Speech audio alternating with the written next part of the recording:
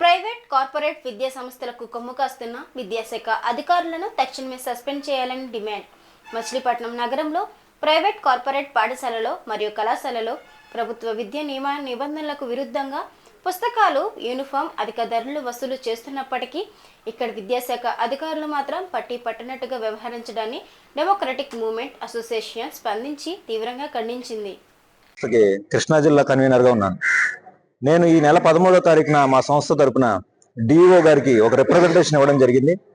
ఆ రిప్రజెంటేషన్ ప్రకారం ప్రైవేట్ మరియు కార్పొరేట్ స్కూల్స్ ఏవైతే ఉన్నాయో అవి నిబంధనలకు విరుద్ధంగా, జీవోలకు వ్యతిరేకంగా స్కూళ్ళల్లో స్టేషనరీల దగ్గర నుంచి పెన్సిల్, షార్ప్నరు, యూనిఫాము అధిక రేట్లకు అమ్ముతూ పేరెంట్స్ నిలువు దోపిడీ చేస్తున్నారని చెప్పి మేము గత 13వ తారీఖు రిప్రజెంటేషన్ ఇవ్వడం జరిగింది.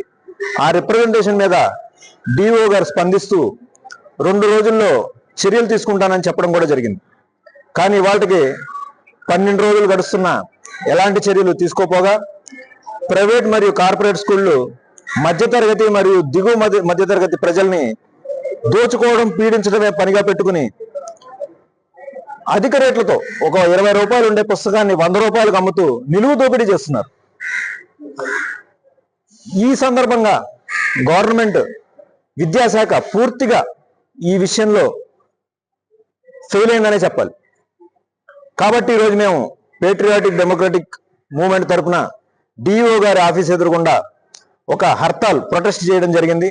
ఈ ప్రొటెస్ట్ సందర్భంగా మేము డిఓ గారిని ఏమని కోరామంటే, వెంటనే ఏవైతే స్కూల్స్ ఉన్నాయో ఆ స్కూల్స్ అన్నిటి మీద మెరుపు దాడి చేసి ఏవైతే నిబంధనలకు విరుద్ధంగా, జీవోలకు వ్యతిరేకంగా స్టేషనరీ యూనిఫామ్లు అమ్ముతున్నారో వాటన్నిటిని సీజ్ చేయాలని కూడా అడగడం జరిగింది. డిఓ గారు యుద్ధ ప్రాతిపదికన ఇప్పుడు ఎంఈఓలు అందరికీ ఇన్ఫర్మేషన్ ఇచ్చారు. ఎంఈఓలు అందరికీ 12:30 లోపు అన్ని స్కూళ్లలో మెరుపు దాడి చేయవలసిందిగా ఇన్స్ట్రక్షన్ ఇవ్వడం జరిగింది. అదేవిధంగా పేరెంట్స్ కూడా ఇక్కడ గమనించవలసిన విషయం ఏంటంటే, ఏ స్కూలు కూడా నిబంధనలకి లోబడి పనిచేయడం లేదు.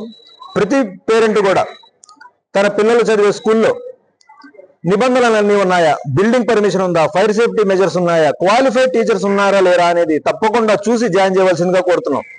ఒకవేళ ఈరోజు కనుక విద్యాశాఖ స్పందించి మేము ఇచ్చిన రిప్రజెంటేషన్ మీద స్పందించి తగు చర్యలు తీసుకుంటే సరి, లేకపోతే ఈ ఉద్యమాన్ని ఇంకా ముందుకు తీసుకెళ్లి తీవ్రతరం చేస్తామని సభాముఖంగా పేర్కొంటున్నాను.